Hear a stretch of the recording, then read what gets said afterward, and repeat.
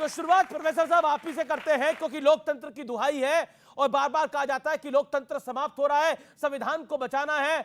ऐसा नरेंद्र मोदी ने बीते 10 साल के अंदर, और बड़ी बात यह है कि बीते 23 साल से वो कोई ना कोई सरकार को हेड कर रहे हैं, चाहे वो गुजरात हो, चाहे वो केंद्र की सरकार हो। नरेंद्र मोदी ने कौन से संवैधानिक कार्य नहीं किए हैं?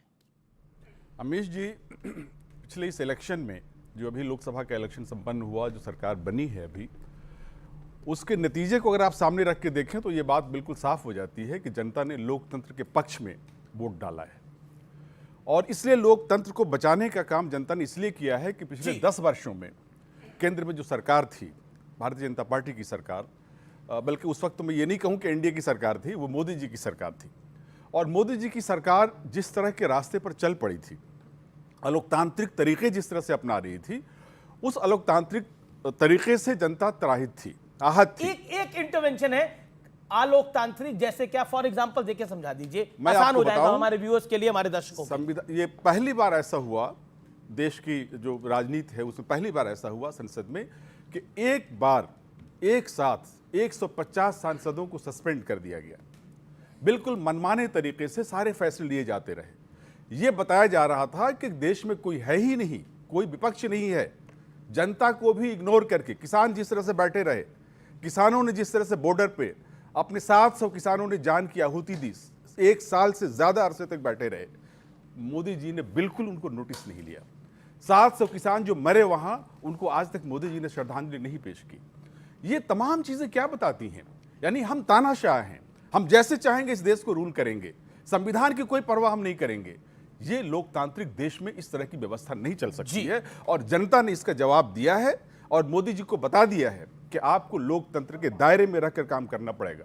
आप जिस तरह से तानाशाही लेकिन काम मोदी को ही करना पड़ेगा, लोकतंत्र के दायरे में रहकर करना पड़ेगा। हम भी करेंगे, जनता ने हमें मैंडेट दिया है तो ठीक कि है, हम लगाम लगाएं। जब लगाम, आपको लगाम लगाने का काम दिया है, उनको चलाने का काम दिया है, ये बात तो स्पष्ट है, ये तो आपने खुद ही बोली। तो शिवम त्यागी, इनको लगाम लगानी है, आपको सरकार को भी चलाना है, देश को भी चलाना है।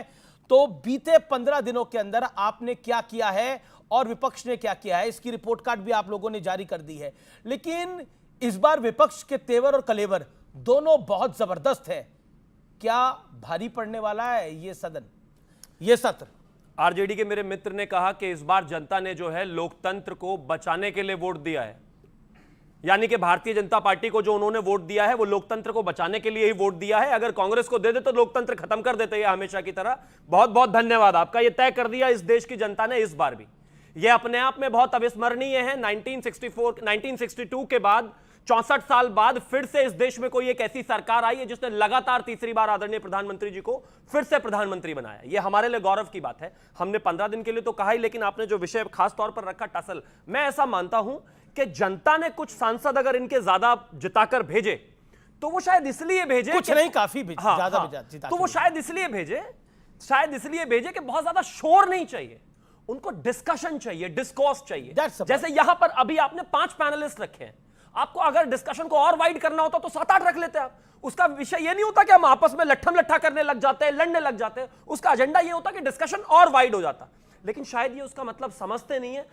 संख्या चाहे इनकी कुछ भी रही हो, लगातार कहीं ना कहीं अवरोध उत्पन्न करना, महिला मार्शल को पीट देना, शीशे को फोड़ देना, लगातार हंगामा करना, डिस्कशंस पे वॉकआउट करना, उसी तरह का रवैया इनका रहा है। हमें पूरी उम्मीद है इस बार कि जब संसद चलेगी तो कहीं ना कहीं डिस्कोर्स भी होगा, डिस्कशन भी होगा, जनता के मुद्दों पर बात भी होगी। और मैं मानता हूं कि हम जैसे डिस्कशंस पहले देखा करते थे, शायद उस तरह के डिस्कशंस हो। जी, राजकुमार भाटी, अब आपका वक्त है, मैं आपके पास आता हूं।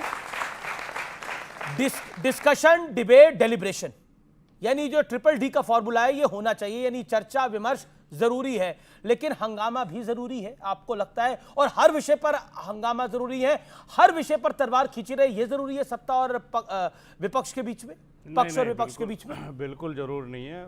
बहुत काम सहयोग से भी चलाए जा सकते हैं, आपसी सद्भाव से चलाए जा सकते हैं, मेलजोल से चलाए जा सकते हैं, बशर्ते कि दोनों पक्ष उसके लिए आगे बढ़ें। जी, एक पक्ष संसद में खड़ा होकर ये ना कहे कि एक अकेला सब पर भारी। ये जो भाषा है, एक अकेला सब पर भारी, ये तानाशाही की भाषा है। हम की जो भाषा है, हमारा संविधान भी हम शब्द से शुरू होता है। हम भारत के लोग भारत को एक सर्वप्रभुत्व आप संपन्न- भी तो उस एक अकेले के पीछे ही पड़े हुए हो। पूरी सरकार में किसी का नाम नहीं लेते, उस मोदी का ही नाम लेते हो। दूसरी बात जी आपने कहा क्या बदला, इस बार देखो क्या बदला हुआ है। जी हमारे भाई शिवम त्यागी भी आशान्वित हैं कि इस बार बढ़िया काम होंगे, और हम भी आशान्वित हैं कि इस बार बढ़िया काम होंगे। तो इस देश की महान जनता को प्रणाम, जिसने दोनों पक्षों को यह आश्वासन दिया है कि इस बार बढ़िया काम होंगे। ये जनता की उपलब्धि है। सरकार की जहां तक बात है, इस बार संसद में, जैसा अभी आप पासा साहब से पूछ रहे थे, इन्होंने एक दो उदाहरण दिए। कुछ उदाहरण ये भी हैं कि कृषि बिल बिना कृषि मंत्री की सलाह के और बिना किसानों की सलाह के लाया गया, ऑर्डिनेंस से लाया गया। नोटबंदी बिना वित्त मंत्री को बताए, रिजर्व बैंक के गवर्नर को बिना बताए की गई। अग्निवीर योजना बिना रक्षा मंत्री की जानकारी के आई। जब इस तरह के फैसले लिए जा रहे थे तो उसे तानाशाही कहते हैं। इस बार ऐसा नहीं हो पाएगा। इस बार कोई ये दावा नहीं कर पाएगा कि मैं, इस बार सरकार, जो आपने एक बात और कही कि 23 साल से हैं सरकार में, लेकिन इस बार परिवर्तन ये है कि पहले बीजेपी की पूर्ण बहुमत की सरकारें नहीं हैं, चाहे गुजरात हो और चाहे केंद्र हो। इस बार वो बैसाखियों पर टिकी हुई सरकार है, और बैसाखी भी वो दो हैं। पूरे चुनाव जो मोदी जी के बीजेपी का कोर जो मुद्दे हैं, उन पे उनकी असहमति है। जी चाहे वो अग्निवीर हो, चाहे वो सीए हो, चाहे वो ये मुस्लिम आरक्षण वाला मसला हो, चाहे दूसरे मसले हो, उन पे उनकी ठीक है। असहमति है। शांतनु गुप्ता, क्या आपको और लगता है, आखिरी जब बात ये बोलते हुए जी जी जी कि 2 ये मिनट जो, हो गए साहब। हाँ, आपने एक चीज और पूछी थी कि इन 15 दिन की क्या उपलब्धि। इन 15 दिन में लीक की सरकार सिद्ध हुई है। ये पेपर लीक हुए हैं, नीट का पेपर लीक हुआ, नेट का पेपर लीक हुआ, यूपी पुलिस का भर्ती का लीक हुआ, समीक्षा अधिकारी का लीक हुआ, और तो और राम मंदिर की छत भी लीक हो रही है, उसमें भी पानी टपक रहा है, अयोध्या की सड़कें धंस रही हैं। इससे सिद्ध होता है कि इन्होंने राम को भी नहीं बख्शा, ठीक है। उसके निर्माण में भी घपला है। जी।